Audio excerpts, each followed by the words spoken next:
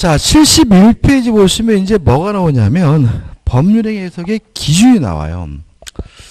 첫 번째 기준은 당사자가 기도한 목적을 가지고 판단하고요. 그래도 잘 모르겠으면 그때는 사실인 관습을 가지고 판단하고요. 그래도 잘 모르겠으면 그때는 임의법규 가지고 판단하고요. 그래도 잘 모르겠으면 마지막으로 신의 성실 및 조리를 가지고 해석하게 됩니다. 이걸 해석의 기준이라고 하는데 이거하고 아까 우리가 전 시간에 했던 해석 반복하고 결합을 시켜야 되거든요. 자, 한번 생각해 보자고요. 자, 우리가 저번 주에 목적과 목적물은 같은 말이 아니고 목적과 법률 효과가 뭐죠? 같은 말이라고 했잖아요. 근데 법률의 효과는 무엇에 의해서 결정되냐면 의사표시에 의해서 결정이 되니까 당사자가 기도한 목적이라는 것은 원하는 바는 뭘 말하는 거죠? 의사표시를 말하는 거죠. 그래서 첫 번째 해석의 기준은 결국은 의사표시를 가지고 해석한다는 말인데 이게 뭐예요? 규범적 해석이고 자연적 해석이고 보충적 해석인 거예요. 그래서 아까 우리가 규범적 해석과 자연적 해석을 통해서 그 내용을 파악했다면 뭐 가지고요? 당사자가 기도한 목적까지 해석이 끝난 거예요. 근데 만약에 그 의사표시 가지고 목적 가지고 해석이 안 되면 어떻게 할 것인가? 그때는 사실인 관습을 가지고 해석을 해야 된다. 이런 의미인 거거든요. 다시 말하면 당사자가 기도한 목적을 가지고 해석한다는 말은 결국 규범적 해석이나 자연적 해석이나 보충적 해석을 하는 걸 의미한 거고요. 요 가지고 해석이 끝나면 좋은데 안 되면 어떻게 하느냐? 그때는 사실인 관습을 가지고 해석을 해야 된다. 이런 의미가 되는 거예요. 이 사실인 관습은 뭐냐면 요 사실인이라는 말은 사적이에요. 안 써도 돼요. 일본식 표현입니다. 그래서 우리나라 말로는 뭐예요? 관습이에요. 그럼 관습은 결국 뭘 말하는 거죠? 오랜 관행을 말하죠. 그래서 어떤 지역에서 오랫동안 이루어지고 있는 오랜 관행을 우리가 뭐죠? 사실인 관습이라고 하는 거고요. 그러면 법률행위 해석과 관련된 오랜 관행, 사실인 관습이 뭐가 있느냐? 가장 대표적인 것이 뭐냐면요. 사투리입니다. 사투리. 실제로. 동의하시나요? 예를 들어 저는 가장 충격적인 사투리가 뭐냐면 아래라는 말이에요. 경상도 분들이 하는 말. 영화 봤어? 아랫게 봤어. 이런 표현을 써요. 들어보셨어요? 안 들어보셨어요? 들어보셨죠? 그죠? 근데 경상도 분들은 그거를 당연히 알아들을 것으로 생각하고 말을 해요. 근데 이게 결국은 이 아래라는 말이 우리가 알고 있는 아래 밑이라는 말이 아니라 엊그저께 막연한 의미에서 과거를 말하거든요. 그래서 아랫게 봤어 그 말은 뭐냐면 엊그저께 봤어 이런 의미가 되거든요. 그럼 보자고요. 요 경상도 분이 아래라는 말을 썼는데 무슨 말인지 알 수가 없었는데 그 지역에 사투리를 가지고 해석을 한다면 엊그저께 짧은 의미의 과거 이런 의미로 해석이 된다면 뭐가 해석에 동원되고 있는 거죠? 사투리, 사실인 관습의 해석에 동원되고 있는 거예요.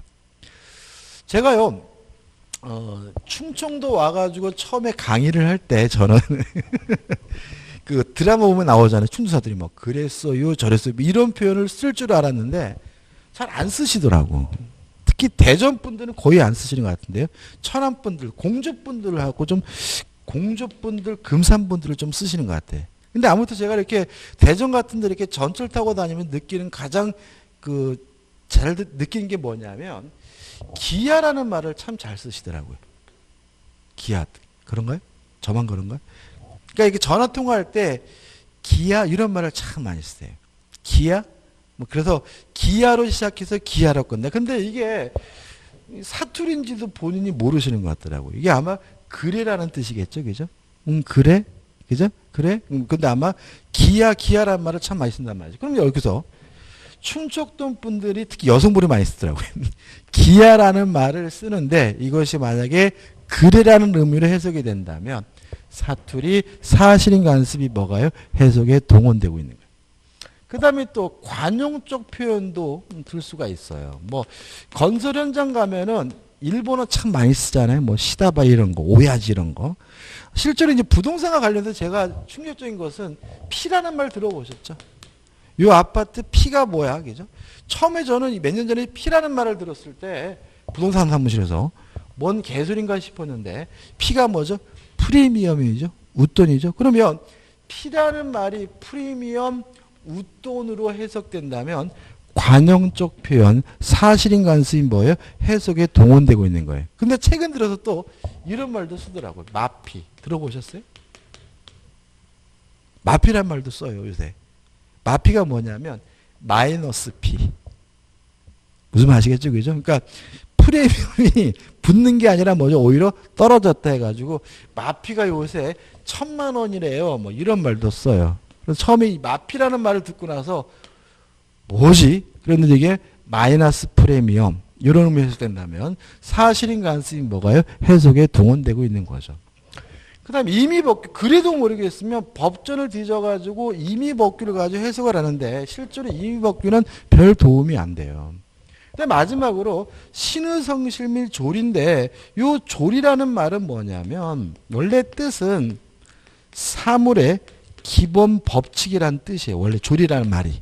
뭐 해는 동쪽에 뜨서 서쪽으로 지고 겨울 되면 춥고 여름 되면 덥다 뭐 이런 건데 더 쉬운 말로 하면 상식 또는 사회 통념이란 말도 씁니다. 이게 무슨 말이냐면 의사표시 가지고도 안 되고 관습 가지고 안 되고 임의법규 가지고도 안 된다면 마지막으로는 상식에 부합하게 사회통념에 부합하게 해석한다는 의미에서 신의성실 및 조리가 마지막 해석 기준으로 쓰이게 되는 거죠. 끝입니다. 이거 외울 건 아니고 이게 무슨 의미인지에 대해서 감을 잡으시면 돼요. 교재 한번 읽어보시고 넘겨보시면 사실인 관습과 관습법과의 관계가 나왔거든요. 중요한 건 아닌데 간단하게 말씀드리면 이런 겁니다. 오랜 관행이 있었고요. 이런 오랜 관행이 너무나 오랫동안 지속되다 보니까 사람들이 마치 이것을 법처럼 인식하기 시작했어요. 법적 확신이 부여되면 이게 뭐가 되냐면 관습법이 됩니다. 단순한 오랜 관행이 뭐였죠? 사실인 관습이었죠. 그럼 이제 우리가 구별할 수가 있어요. 단순한 관행은 뭐인 거예요? 사실인 관습. 그 관행이 너무나 오랫동안 지속되다 보니까 사람들이 그 관행을 뭐처럼 인식하기 시작했어요? 법처럼 인식하기 시작했다면 이게 뭐가 된 거죠? 관습법이 된 거고요. 이 관습법에 대한 구체적인 내용 우리가 물권법 시간에 할 건데 여기서 좀 생각해 볼 게 있어요. 자, 사실인 관습은 법이 아닙니다. 그죠? 관습법은 뭐죠? 법입니다. 따라서 관습법은 법이기 때문에 분쟁을 해결하기 위한 법원으로서 뭐가 되냐면 적용이 돼요. 그렇지만 사실인 관습은 법이 아니기 때문에 분쟁을 해결하기 위한 법원으로서는 적용되지는 않고요. 지금 배우고 있는 법률행 해석에 뭐로서만 쓰여요? 기준으로만 쓰입니다. 그래서 이제는 앞으로는 사실인 관습은 더 이상 등장하지 않고요. 앞으로 뭐만 등장할까요? 관습법만 등장하겠죠. 그 다음에 또 우리가 또 생각해 볼 건 뭐가 있냐면 재판을 할 때요. 두 가지 전제를 해요. 첫째는 판사는 법은 다 한다는 전제. 두 번째는 판사는 법이 아닌 나머지 것들은 아무것도 모른다는 전제에서 재판을 하게 됩니다. 그렇게 전제하는 이유는 그것이 재판에 공정하기 때문에 그래요. 이게 어떤 의미를 갖냐면 이런 겁니다. 제가 판사인데 내일 재판해야 되거든요. 근데 내일 재판해야 되는데 오늘 예습하면 안 돼요. 시간 난다고 검사가 제출한 공소장 보고 이렇게 미리 예습을 하면 보니까 이놈이 막 12살 먹은 여자아이를 막 성추행하고 막 이런 얘기 나오죠. 그러면 이미 어떻게 재판이 끝나요. 이런 처죽일 놈, 이런 나쁜 놈 해가지고 다음날 재판장에 딱 들어가면은 아무리 그쪽에서 판사님 억울합니다라고 외쳐봤자 들리질 않는 거예요. 그런 재판이 공정하게 이루어지질 않아요. 그래서 재판이 가장 공정하게 이루어지려면 판사는 법정에 들어갈 때 법만 알고요. 법이 아닌 나머지 것들은 전혀 모르는 상태에서 재판장에 들어가야 재판이 뭐예요? 공정해지는 거예요. 그래서요, 최근에 언론에 이런 거 들어보신 적 있어요? 공소사실 유포죄. 들어보신 적 있어요? 그러니까 가끔 나옵니다. 왜 나오냐면은, 검사가, 우리나라는 막 TV에 나와서 막 브리핑을 한단 말이죠. 그죠? 그래가지고 뭐, 이놈이 뭐, 누구를 어떻게 죽이고 막 이런단 말이에요. 그게 공소사실 유포죄가 될 수 있어요. 왜 그러냐면, 판사도 어떻습니까?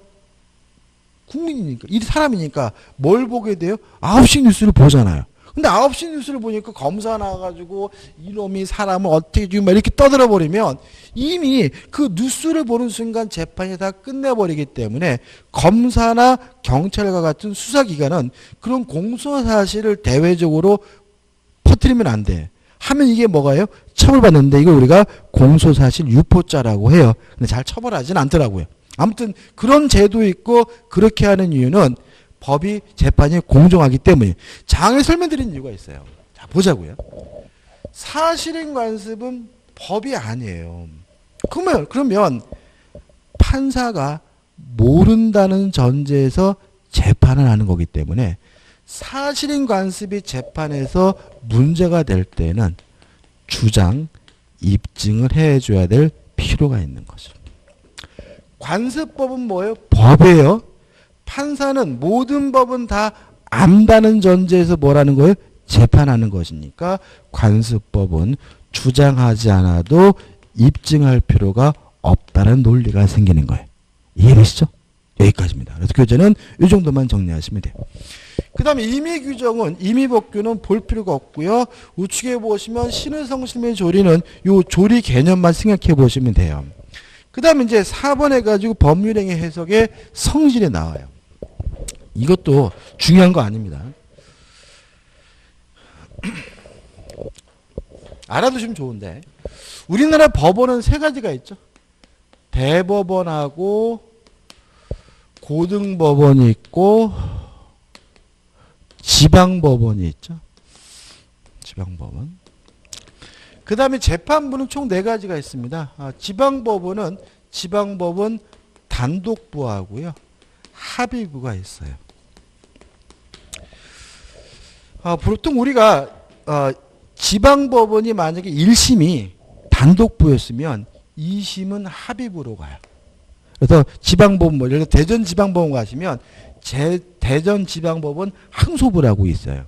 그 다음에 1심이 지방법원 합의부였으면 2심은 뭐로 가냐면 고등법원으로 가요.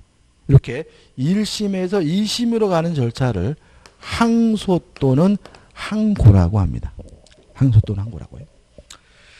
그 다음에 고등법원이 2심이면 대법원으로 가요. 그죠? 그 다음에 요 지방법원 합의부가 2심이면 또 대법원으로 가겠죠? 재판을 몇 번 합니까? 3번째 하는데 요 대법원 가는 절차를 우리가 상고라고 해요. 상고. 이 설명드린 이유가 있어요. 그 다음에 재판은 2가지랍니다. 사실심과 법률심을 하는데 우리가 영화 같은 데 보면은 막 이렇게 증인 나와가지고 저놈이 사람 죽인 거 봤으면 이런 게 나오잖아요. 그건 사실심이에요. 그러니까 사실관계를 명확하게 하는 그 심리 절차고요. 그래서 증인 불러가지고 재판하는 과정, 변론하는 과정에서 사실관계가 확정이 되면 그걸 가지고 판사가 판사실에 가가지고 법률적 검토를 하게 되는데 그걸 우리가 법률심이라고 해요. 그래서 우리가 이 고등법원과 지방법원은 사실심도 하고요. 법률심도 합니다. 근데 대법원은 원칙적으로 법률심만 해요. 뭐만 한다고요? 법률심. 그래서요. 대법원에서는요. 증인 불러다가 그런 거 안 해요. 대법원에서는 대법관이 혼자 판사실에 앉아가지고 토시 끼고 앉아서 맨날 뭐만 보냐면 서류만 봐요. 조금 대법관이라는 직업이 가슴 아픈 직업이에요. 동의하시나요? 생각해 보세요, 여러분들. 대법원은 우리나라 하나밖에 없잖아요. 그러면 우리는 재판 시작하면 기본이 뭐죠? 3세판이어서 거의 항상 어디로 가요? 대법원으로 가는데 대법관은 지금 몇 명? 13명인가? 13분이거든요. 그럼 13분이 전국에 오는 모든 재판을 다 뭐죠? 판단한다면 일이 엄청 많겠죠. 그죠? 또 일이 엄청 많은데 대법관쯤 되면 큰 법정 가가지고 증인 이렇게 호통도 치고 이렇게 가오돈 잡아야 되는데 사실심은 안 하고 혼자 어떻게 해요? 판사실에 대법관실에 앉아 쪼그라져가지고 맨날 뭐죠? 서류만 보고 계시고 일이 바쁘니까 막 이렇게 뭐죠? 비닐 뭐죠? 이렇게 보자기에 싸가지고 집에 가가지고 어떻게 또 보고 있고 막 이런 직업이에요. 그러니까 대법관이 굉장히 세 보일 것 같지만 별로 가오 잡히는 직업은 아니에요. 그래서 이런 말이 있어요. 대법관은 불행하고요. 대법관 마누라는 행복하단 말이 있어요. 무슨 말 아시겠습니까? 그죠? 남편은 어디 가서 대법관인 채도 못해. 근데 부인은 뭐예요? 우리 남편이 대법관이에요. 그러면 어떻게 막 대우가 달라지잖아, 사람이. 그죠? 아무튼 대법원은 뭐만 한다고요? 법률심만 해요. 자, 여기까지 왔어요. 그죠?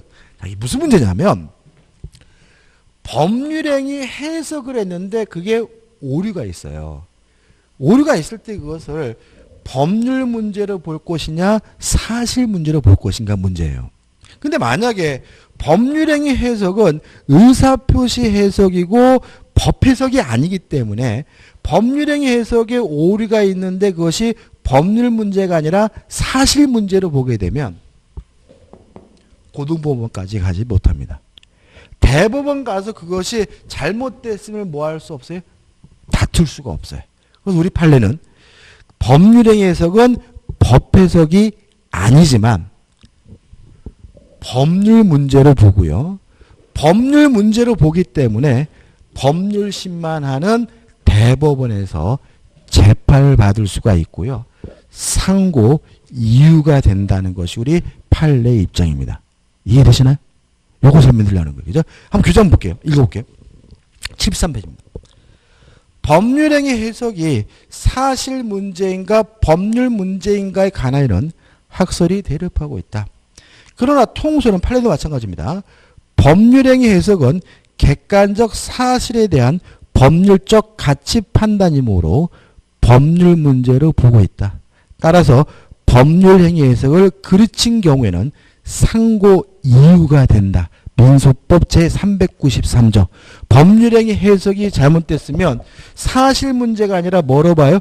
법률 문제로 보기 때문에 법률심만 하는 뭐만 어디서요? 대법원에서도 재판을 받을 수가 있으니까 결국 상고 이유가 되는 거죠. 상고는 어디 가는 절차라고요? 대법원에 가는 절차니까. 이해되시죠? 그죠? 시험에 나오는 건 아니고 교재에 나왔으니까 설명을 드리는 겁니다. 대표 이제 풀어보죠.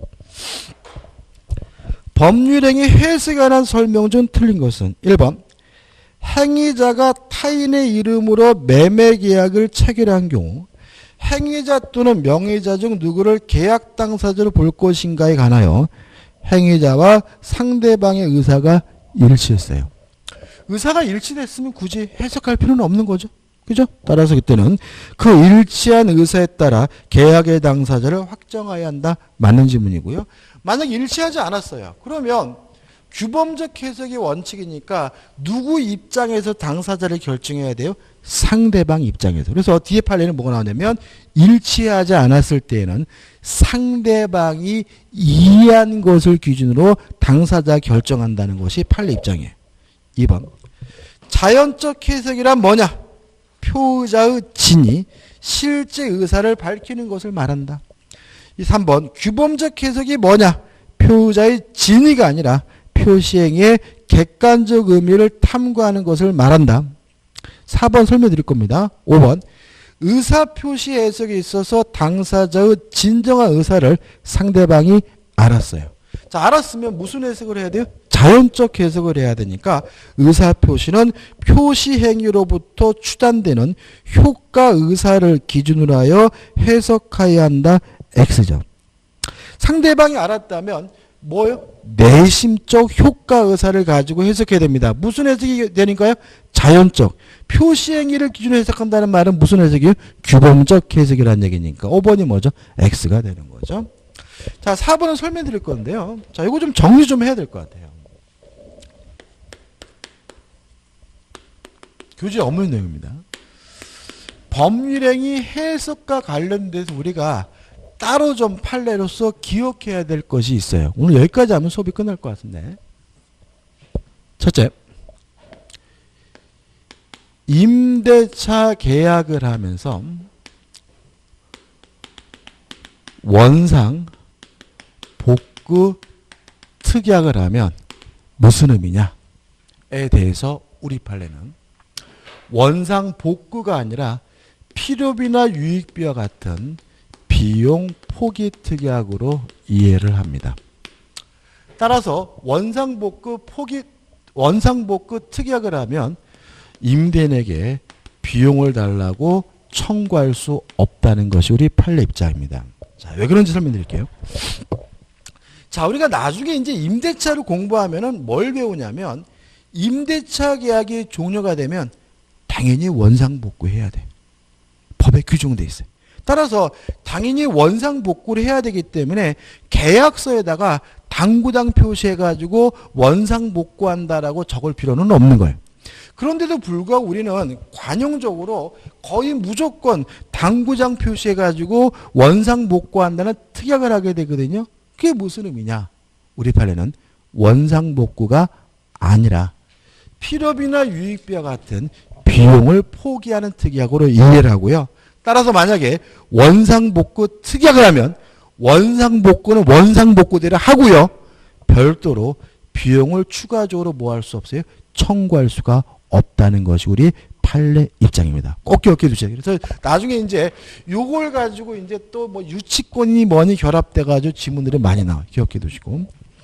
두 번째는 교재 4번 지문인데. 자, 임대차 계약을 하면서 임대인이 모든 권리금을 인정함이라는 특약을 했어요. 이게 무슨 의미냐예요. 그죠?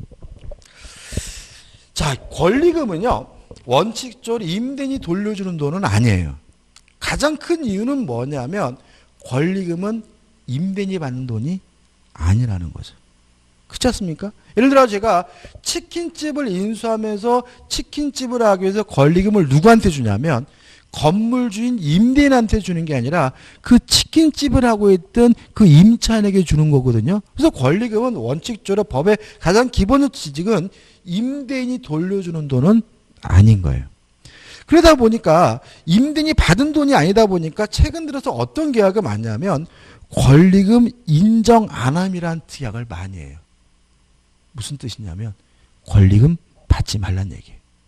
이게 무슨 말이냐면 자꾸 상가에 권리금이 자꾸 붙게 되면은 나중에 이 권리금이 배보다 배꼽보다 더 커져가지고 세가 안 나가고 세가 안 나가면 뭐죠? 또 임대인과 임차인 간에 뭐가 생겨요?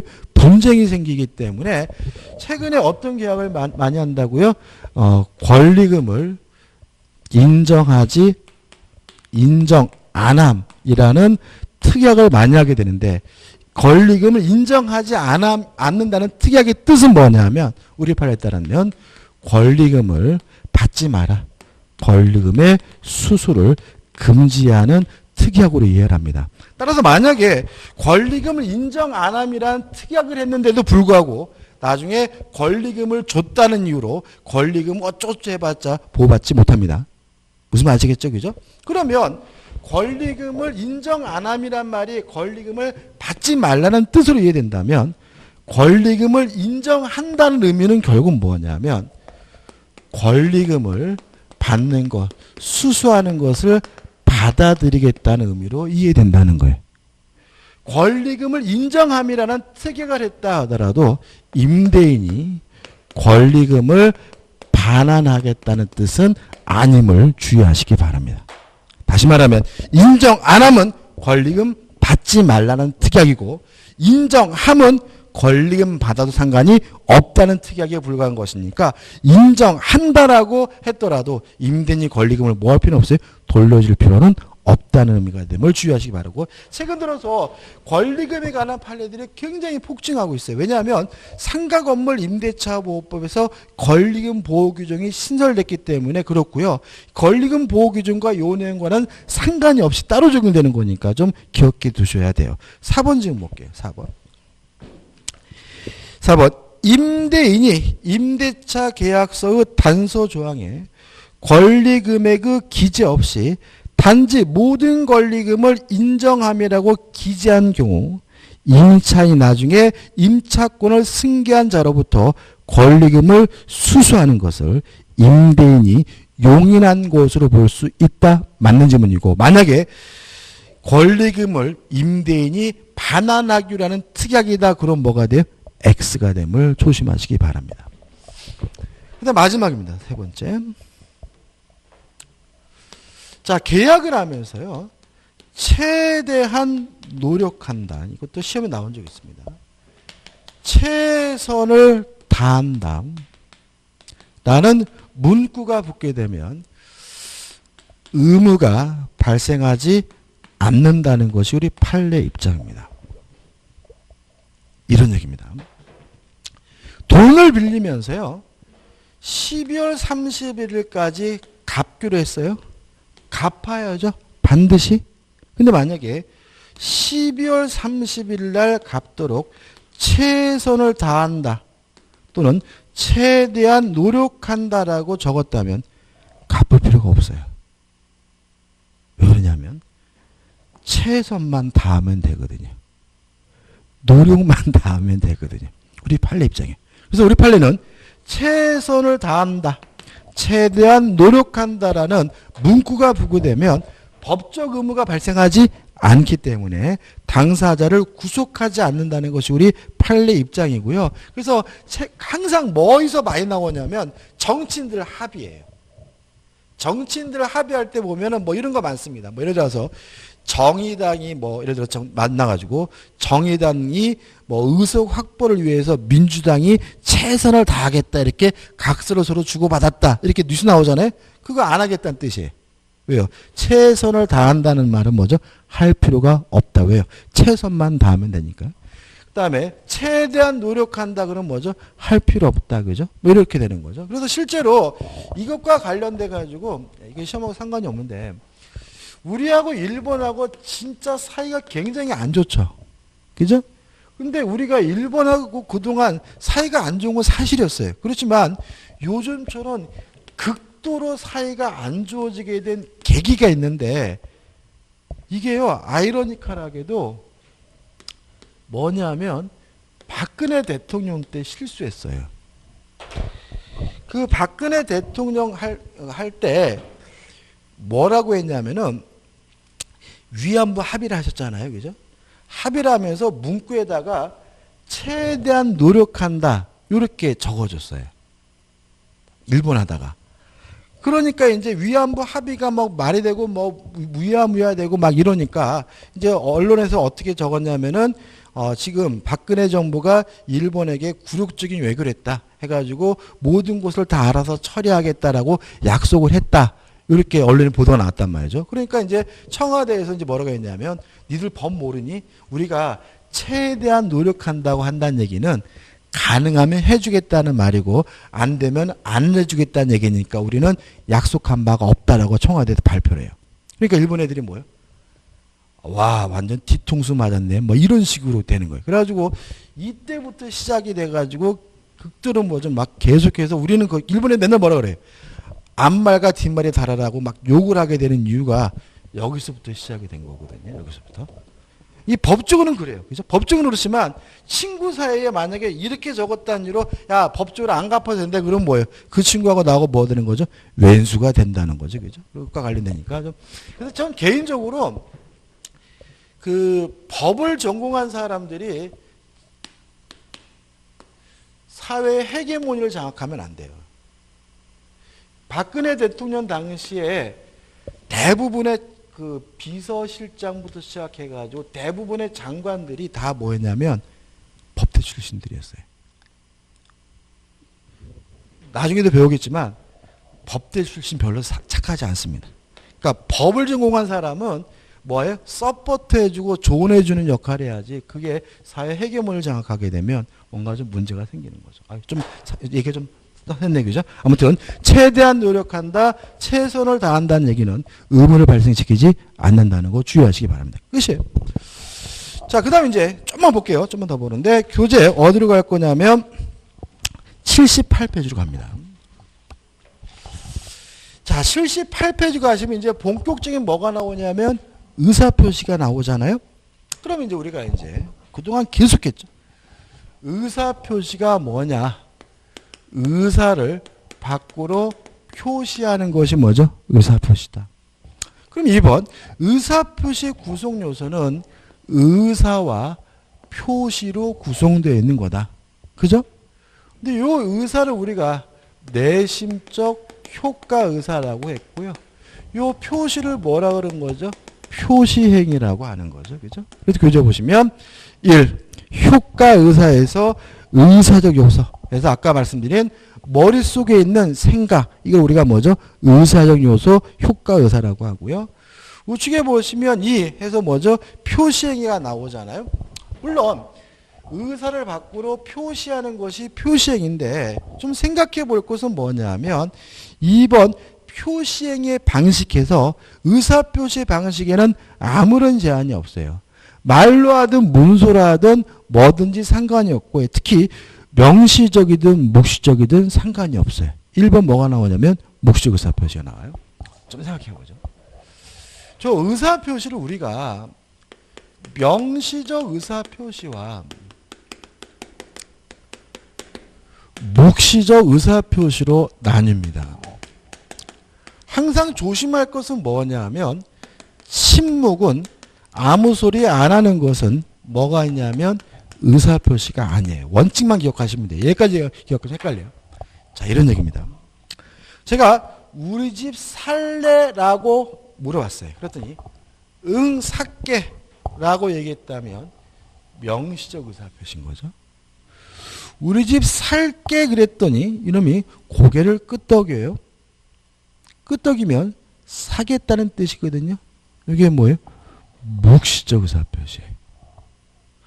우리 집 살래라고 물어봤더니 사겠다는 말은 안 했는데 다음날 이놈이 제 통장에 계약금을 입금했어요. 그럼 계약금을 입금하는 행위는 뭐 하겠다는 뜻이에요? 사겠다는 뜻이죠. 그래서 묵시적 의사표시는 아무것도 안 하는 것이 아니라 의사표시로 볼 수 있는 행위가 존재하는 경우를 우리가 묵시적 의사표시라고 합니다. 만약에 사겠냐고 물어봤더니 사겠다는 말도 안 하고 고개도 끄덕이지도 않고 계약금도 입금하지도 않고 빤히 쳐다봐요. 침묵은 사겠다는 뜻도 아니고 안 사겠다는 뜻도 아니고 뭐가 아닌 거예요? 의사표시가 아닌 거예요. 그래서 우리가 앞으로 조심할 것은 뭐냐면 묵시적 의사표시를 아무것도 안 하는 침묵으로 오해하지 마시기 바랍니다. 민법에서 말하는 묵시적 의사표시는 아무것도 안 하는 것이 아니라 의사표시로 볼 수 있는 행위가 있는 경우만 뭐로 봅니까? 묵시적 의사표시로 봅니다. 그럼 여기서 또 뭘 할 수 있냐면 사겠다고 말하는 것뿐만 아니라 계약금을 입금하는 그 행위도 명확하죠. 그죠? 따라서 우리 민법에서는요. 묵시적으로 못하는 게 단 1도 없어요. 그래서 만약에 이러이러한 의사표시는 명시적으로만 할 수 있다. X. 이러이러한 법률행위는 묵시적으로는 할 수 없다. 무조건 X인 거예요. 왜냐하면 묵시적 의사표시는 안 하겠다는 말, 아무것도 안 하는 것이 아니라 의사표시 볼 수 있는 행위가 있는 경우를 말하니까 명시적 의사표시와 묵시적 의사표시는 법적 평가를 같이 하게 되고요. 우리 민법에서는 모든 의사표시, 모든 법률행위를 명시적으로 할 수 있을 뿐만 아니라 묵시적으로도 할 수 있다. 꼭 기억해 두시고 따라서 이러이러한 의사표시는 묵시적으로 못한다. 그럼 뭐가 돼요? X가 된다는 거예요. 그거 정도만 주의하시면 돼요. 뭐 유형 이런 거 보실 필요 없어요.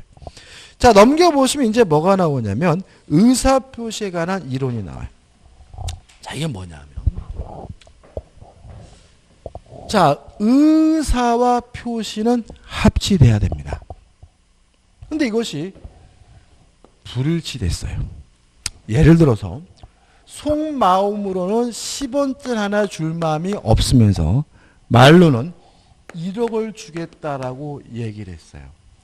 이랬을 때 효과가 어떻게 되느냐? 이 문제에 대해서 표시 행위를 기준으로 효과 결정된다. 이런 입법주의를 표시주의라고 해요. 효과 의사를 가지고 효과 결정된다. 이런 입법주의를 의사주의라고 해요. 따라서 만약에 표시주의에 따른다면 말한 대로 뭘 해야 돼요? 1억을 줘야 되는 거고요. 의사주의에 따른다면 속마음대 1억 줄 필요가 없는 거예요. 근데 문제는 이 표시주의가 규범적 해석이잖아요. 그렇지 않습니까? 이제? 의사주의가 결국은 뭐예요? 자연적 해석이잖아요. 실제로 아까 했던 법률행위 해석이 뭐예요? 반복임을 알 수 있어요. 그래서 우리는 표시주의가 무엇과 연결됩니까? 규범적 해석과 연결되고 의사주의가 뭐죠? 자연적 해석과 연결되니까 우리 민법은 규범적 해석이 원칙이고 표시주의가 원칙이고 의사주의는 뭐인 거예요? 예외인 거예요. 따라서 우리 민법은 표시주의와 의사주의가 모두 있기 때문에 둘 다 있으니까 뭐예요? 절충주의이긴 한데 뭐가 원칙이죠? 규범적 해석이 원칙이니까 정확히 말하면 표시주의에 치우친 표시주의의 기원 절충주의를 취하는 것이 우리 민법의 태도인 거예요. 교재 한번 읽어볼게요. 좌측 하단에 보시면 뭐가 나오냐면 우리 민법의 태도가 나옵니다. 우리 민법은 내심적 효과 의사와 표시행위가 일치하지 않는 경우 극단적으로 의사주의나 표시주의의 어느 한쪽에 치우치지 않고 거래 안전을 해치지 않는 한도 안에서 표의자의 진위를 존중하는 표시주의의 기원 절충주의를 취하고 있다. 따라서 원칙이 뭐예요? 규범적 해석이고 예외가 뭐죠? 자연적 해석이다. 그러나 주의할 점은 가족법상 행위는 의사주의를 취하고 있다. 다시 말하면 가족법상 행위는 항상 뭐가 중요한 거예요? 진심이 중요한 거예요. 다시 말하면 이혼할 마음이 없으면서 이혼하겠다고 얘기했다는 이유로 이혼해야 된다면 대한민국 부부 중에서 이혼 안 할 부부가 어디 있겠어요? 따라서 가족법상 행위는 표시보다도 뭘 중요합니까? 의사. 그래서 가족법상 행위는 의사주의를 취하고 있다는 점 주의하시기 바라고 오늘 여기까지 할 거고요. 그래서 오늘 한 요걸 가지고 또다시 우측에 의사표시와 불일치해서 진이 아닌 의사표시부터 다음 주에 수업을 하도록 하겠습니다. 자, 오늘 수고 많으셨습니다. 고맙습니다.